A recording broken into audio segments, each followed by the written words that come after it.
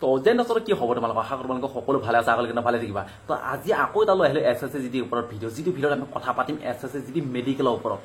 এতিয়া বহুত ল'ৰাই মেডিকেলৰ কাৰণে বাট চাই আছে বহুতে কোৱালিফাই হৈ আহিছে অলৰেডি আৰু কিছুমানে এতিয়া ফিজিকেল দিয়াই নাই তো সিহঁতেও ফিজিকেল দিয়াৰ পিছত সিহঁতেও মেডিকেলৰ কাৰণে বাট চাই থাকিব আৰু যিবিলাক ল'ৰা ছোৱালীয়ে মেডিকেলৰ কাৰণে বাট চাই থাকে ন তো সিহঁতক বহুত ধপধপনি এটা লাগি থাকে একো যদি প্ৰব্লেমো নাথাকে তথাপি তেনেকুৱা লাগে কিবা যদি মোক ৰিজেক্ট কৰাই কিবা ভয় এটা লাগি থাকে মানে কিবা যদি হৈ যায় কি হ'ব আৰু তেনেকুৱা হয় কিছুমান ল'ৰা ছোৱালী কি থাকে গোটেই বডিটো বহুত মানে দেখিবও ধুনীয়া মানে এনে ফিজিকেলটো মানে বহুত ধুনীয়া কিন্তু কি হয় যেতিয়া মেডিকেল দিব যায় এনেকুৱা সামান্য প্ৰব্লেম এটা কাৰণে ৰিজেক্ট হৈ আহিব লগা হয় আৰু সেই ল'ৰা বা ছোৱালীটো গোটেই বছৰটো এনে যায় এবছৰ কষ্ট কৰিব লাগে ন SSCGD কাৰণে তো সেই বছৰৰ কষ্টটো এনে যায় কিহৰ কাৰণে এটা সামান্য পইণ্টৰ কাৰণে আৰু আগতে SSC মেডিকেলত সৰু সুৰা প্ৰব্লেমবিলাক চোৱা নাছিলে কিন্তু এতিয়া অলপ বেলেগ ধৰণৰ হৈ গৈছে চব বস্তু আপডেট হৈ গৈছে তো এতিয়া মেডিকেলত মানে কিছুমান সৰু সুৰা প্ৰব্লেমত ৰিজেক্ট কৰি দিয়ে তো বলক এতিয়া কথা পাতোঁ SSCGDত কেনেকৈ লেংটা হ'ব লাগিব তো ইমান কষ্ট মোৰ ফিজিকেলটো দি কিনে পাছ কৰিলা আৰু এতিয়া তোমালোকৰ এটা কি আছে মেডিকেলটো পাছ কৰাৰ পিছত চাকৰি হৈ গ'ল আৰু এতিয়া আমি মেডিকেলটো পাছ কৰিবই লাগিব আৰু এই মেডিকেলটো পাছ কৰিবৰ কাৰণে এতিয়া আমি ঘৰৰ পৰাই তৈয়াৰী কৰিব লাগিব কেনেকুৱা ধৰণৰ তৈয়াৰী কৰিব লাগিব ঘৰৰ পৰা তৈয়াৰী কি মানে এইটো তো শুনা ভাই তোমাৰ যদি ওজনটো বাঢ়ি আছে তেনেহ'লে তুমি এতিয়াও ৰানিং কৰি থাকা এনেকৈ নাভাবিবা যে ফিজিকেলটো দি আহিলোঁ এতিয়া কিয় ৰানিং কৰিম আকৌ নহয় ভাই তোৰ যদি ৱেটটো বেছি হৈ আছে তুমি ৰানিং কৰিয়ে থাকিব লাগিব ডিফেন্সৰ এটা ৱেটৰ সীমা থাকে তোমাৰ হাইটটো আৰু তোমাৰ বয়সটো অনুসৰি এটা ৱেট মাপি দিয়া হয় সেই ৱেটটো তোমাৰ থাকিব লাগিব তাত থাকি কমো থাকিব নালাগিব তাত থাকি বেছিও থাকিব নালাগিব এটা লেভেল আছে মানে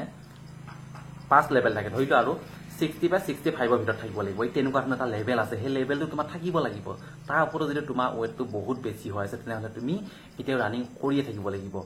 আৰু এই ৱেটৰ মেডিকেলটো এতিয়া বুলি নহয় তোমালোকে যেতিয়া চাকৰি পাবা চাকৰি পোৱাৰ পিছতো তোমালোকক কৈ থাকিব আমাকো এতিয়াও কৈ থাকে প্ৰত্যেক বছৰে বছৰে এবাৰ মেডিকেল কৰে আৰু সেই মেডিকেলটোত আমাৰ যদি ৱেটটো বাঢ়ি থাকে তেনেহ'লে আমাক কি কৰিব আমাক চেভটোও কৰি দিব আমি ৰানিং কৰিব লাগিব আকৌ ৰানিং কৰি আমাৰ ৱেটটো কমাব লাগিব ৱেটটো কমাই কিনে আমাৰ হাইটৰ লগত আমাৰ বয়সৰ লগত আমি ৱেটটো তাত আকৌ দেখাব লাগিব যে ৱেটটো ইমানখিনি আহি গ'ল তেতিয়াহে আমাক কি কৰিব চেভ ওৱান কৰি দিব মানে মেডিকেল আমাক ফিট কৰাই দিব নহ'লে আমাকো আনফিট কৰি কিনে ৰাখি থৈ দিয়ে তো সেই আমাকতো বাৰু এতিয়া আনফিট কৰি কিনে ৰাখি থৈ দিয়ে কোনো কথা নাই আমি চাকৰি পাই গ'লোঁ আমিতো দৰমহাটো পাই আছোঁ কোনো কথা নাই কিন্তু তোমালোককতো এইটো নকৰিব তোমালোকক কি কৰিব ডাইৰেক্ট ৰিজেক্ট কৰি দিব ৰিজেক্ট কৰা মানে কি তুমি আকৌ ঘৰত যাব লাগিব আকৌ এপ্লাই কৰিব লাগিব আকৌ পৰীক্ষা দিব লাগিব আকৌ ফিজিকেল দিব লাগিব আকৌ মেডিকেল দি কিনে চাকৰি ল'ব লাগিব মানে তোমাৰ 1 বছৰ বৰবাদ তো এই বৰবাদটো তুমি নকৰিবা অকণমান ভুলৰ কাৰণে তো ৰানিং কৰি থাকা তোমাৰ যদি ৱেটটো বাঢ়ি আছে যে তোমাৰ নিজকে যদি শকত কম লাগি আছে তেনেহ'লে তুমি ৰানিং কৰি থাকা আৰু যোৱাকালি এজন ল'ৰাৰ লগত মই কথা পাতি গম পালোঁ যে তাৰ ৱেটটো বহুত কম আৰু সি এতিয়াও ৰানিং কৰি আছে তো ভাই সেই ভুলটো তুমি নকৰিবা তোমাৰ যদি ৱেটটো কমি আছে তেনেহ'লে তুমি তোমাৰ ৱেটটো বঢ়াবৰ কাৰণে তুমি এইকেইদিন অলপ ভাল বস্তু খোৱা অলপ ঘুমাই থাকা ৱেটটো আনা এতিয়া ৱেটটো নকমাবা এতিয়া তোমাৰ ফিজিকেল নাই নহয় এতিয়া কিয় ৰানিং কৰি আছা ৰানিং কৰি আৰু তোমাৰ ৱেটটো কমি যাব হাতত অহা চাকৰিটো গুচি যাব তো সেইবিলাক ভাই ধেমালি নকৰিবা যিটো বস্তুত লাগি আছা সেইটোতে লাগি থাকা তুমি যদি ভাবি আছা আৰু এই অসম কামাণ্ডো আহি আছে অসম পুলিচ আহি আছে তাতো দৌৰিম ইটিভি যদি দৌৰি নাথাকোঁ তেতিয়া কি হ'ব আকৌ ভাই সেইকাৰণে চাকৰি নহয় তহঁতৰ চব এইটো এখনতে এপ ধৰ এখন তাত ধৰ চবতে ধৰিবা যা সেইকাৰণে নহয় চাকৰি এক জেগাত ধৰিবা চেষ্টা কৰচোন নহয় নেকি চাবি তেতিয়া তাৰপিছত যিবিলাক ল'ৰা ছোৱালীক দেহত টেটু আছে শৰীৰত যদি কোনোবা এটা জেগাত যদি কিবা টেটু আছে না তেনেহ'লে ৰিমুভ কৰি দিয়া যদি ভাবিছা নাই মোৰ নামৰ প্ৰথম আখৰটো লিখি লৈছোঁ ভগৱানৰ ওমটো লিখি লৈছোঁ যীশু খ্ৰীষ্টৰ টিটো লিখি লৈছোঁ একো নচলে চব ৰিজেক্ট কৰি দিব তো আৰু এটা বস্তু ট্ৰেণ্ডত চলি আছে যিটো কাৰণে বহুত ল'ৰা ছোৱালীকে কি হয় মেডিকেলত আনফিট কৰি দিয়ে সেইটো হৈছে BP যিবিলাক ল'ৰা ছোৱালী BPটো অভাৰ থাকে বা বহুত ল' থাকে তেনেহ'লে তোমাক কি কৰিব আনফিট কৰি দিব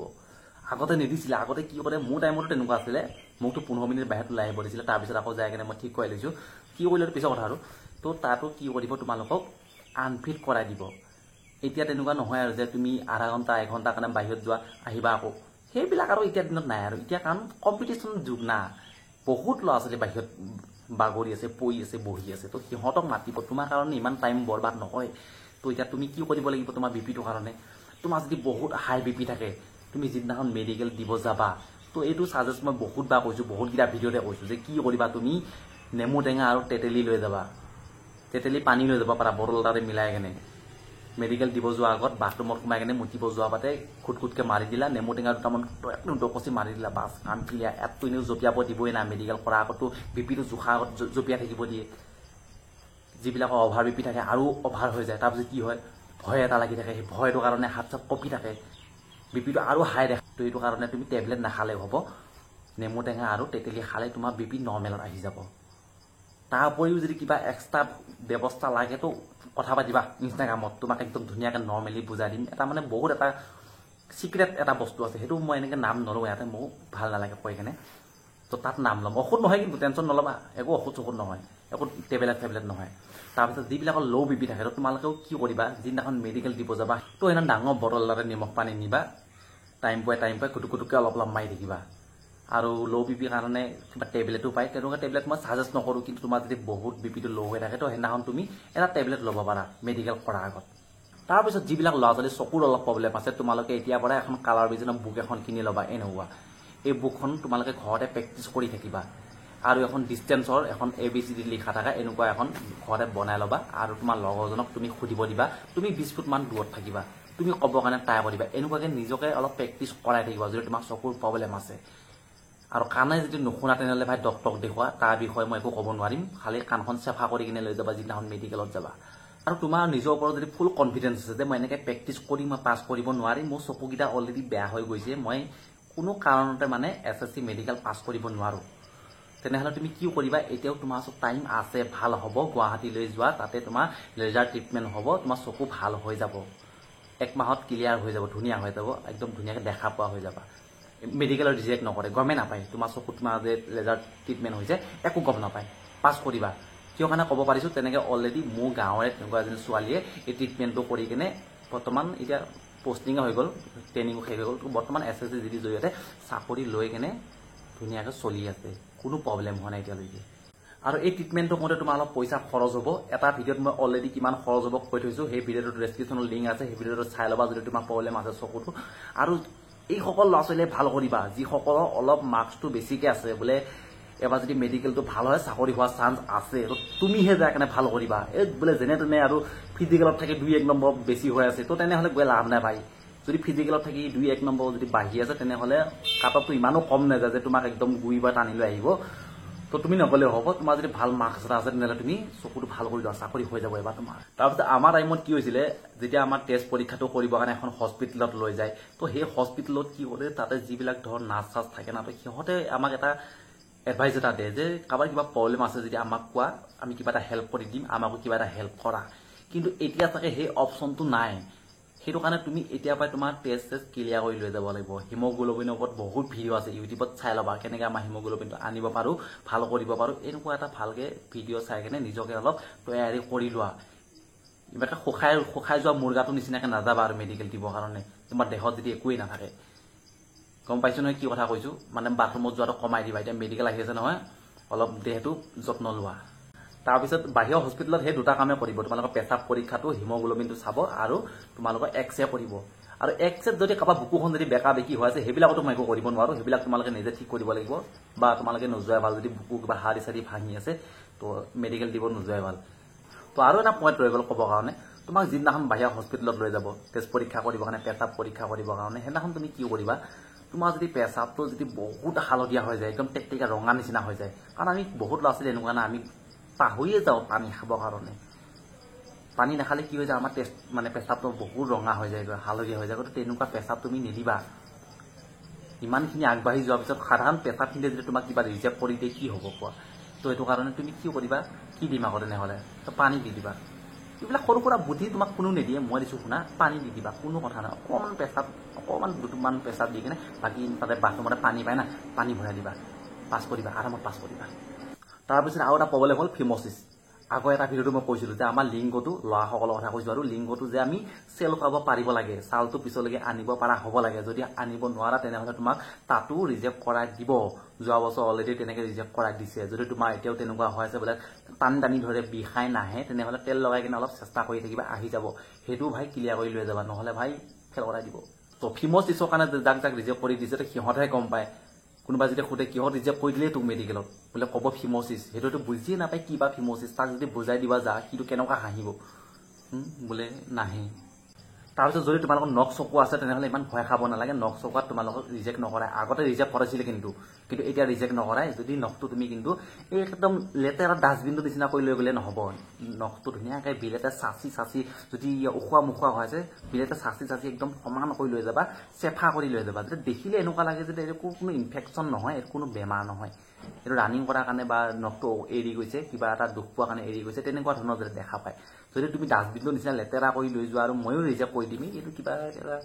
বেমাৰে আছে, এইটো কিবা কেঞ্চাৰ নিচিনা বেমাৰ আছে বুলি এনেকুৱা সন্দেহ এটা আহি যায়, সেইটো কাৰণে তাতে ৰিজেক্ট কৰি দিয়ে। তাৰপিছত যিবিলাক ল'ৰা ছোৱালী কিবা দাগ আছে শৰীৰত, কিবা চাৰ্জাৰী কৰা অপাৰেশ্যন কৰা এনেকুৱা দাগ চাগ আছে, তেনেহ'লে তুমি সেইজন ডক্টৰৰ পৰা য'ত কৰিছিলা আৰু তাৰ পৰা এখন তোমালোকে ধুনীয়া এখন প্ৰেছক্ৰিপশ্যন এখন লিখাই কিনে লৈ আহিবা যে তোমাৰ কি প্ৰব্লেমৰ কাৰণে তুমি কি কাম কৰিছিলা, যাৰ কাৰণে তুমি এইখিনি মানে অপাৰেশ্যন কৰিব লগা হ'ল, এইটো চাৰ্জাৰী কৰিব লগা হ'ল, এনেকুৱা এখন লিখাই কিনে লৈ আহিবা। কাৰণ তোমালোকক ৰিমেডিকেল দিব। তো ভয় খাব নালাগে যে ৰিমেডিকেল দিব, কি হ'ব এতিয়া ফেল কৰিম নেকি? নাই, ফেল নকৰা, পাছ কৰিবা। ৰিমেডিকেলৰ পিছত তোমালোকে যেতিয়া আকৌ মেডিকেল মাৰ্ক কৰিব না তোমালোকক, তাত তোমালোকে আপিল কৰিবা, সেইখন দি দিবা প্ৰেছক্ৰিপশ্যন, ধুনীয়াকৈ চাব, চাই কিনে ভাবিব নাই একো বেমাৰ চেমাৰ নাই,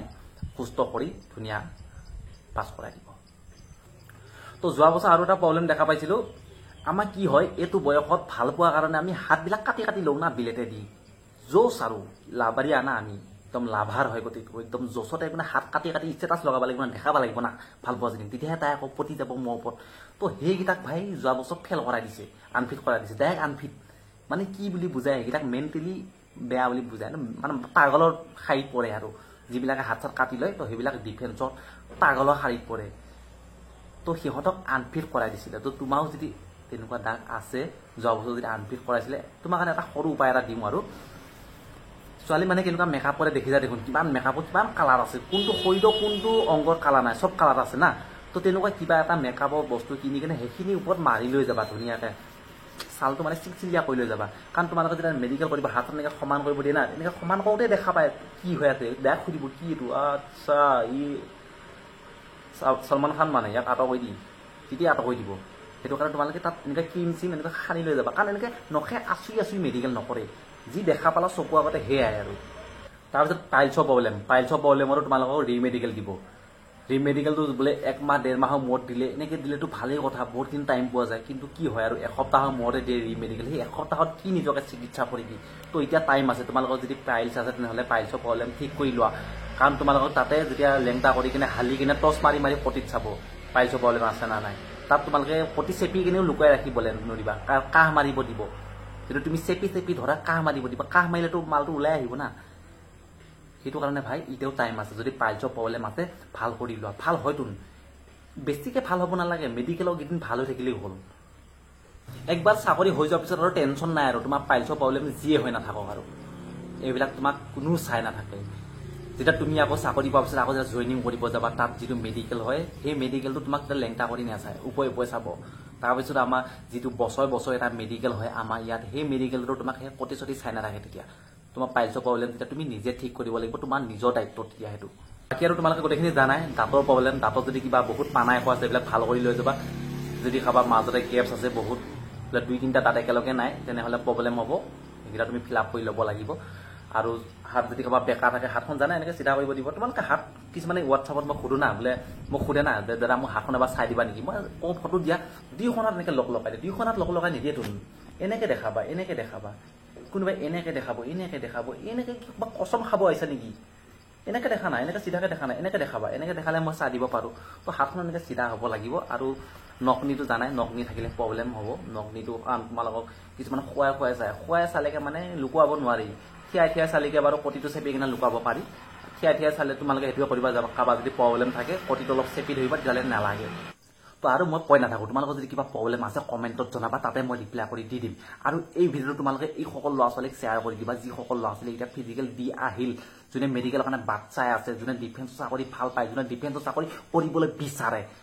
আৰু তুমি যদি বিচাৰা তেনেহ'লে তোমাৰ লগৰ সমনীয়া সকলোকে শ্বেয়াৰ কৰি দিবা। তো আজি ভিডিঅ'টো সমাপ্ত কৰিছোঁ। জয় হিন্দ, জয় ভাৰত।